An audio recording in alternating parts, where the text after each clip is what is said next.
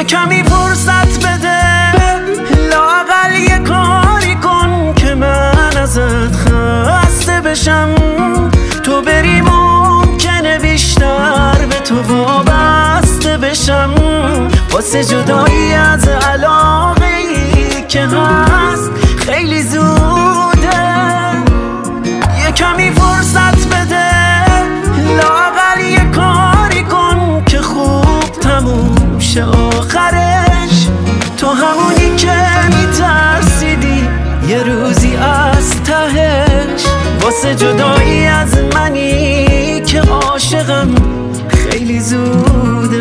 فرصت زندگی رو از منی که عاشقم نگیر، حیفه که ساده بشکنه دلی که شد به پا تسیر.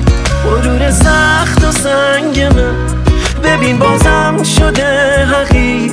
نه نرو.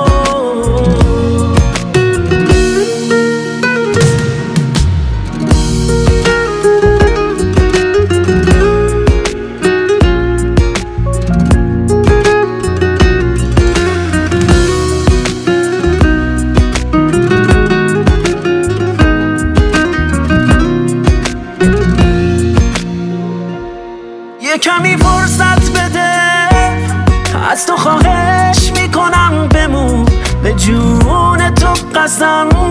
خیلی سخت باوره این که بهت نمیرسم، واسه جدایی از منی که عاشقم خیلی زوده. یکمی فرصت بده، لااقل به حرمت خاطره های خوبمون. نزا به سادگی هر چیزی که هست بشه تموم، واسه جدایی از تو که عشق منی خیلی زوده. فرصت زندگی رو از منی که عاشقم نگیر، حیفه که ساده بشکنه دلی که شد به پا تسیر. غرور سخت و سنگ من ببین بازم شده حقیر. نه نرو.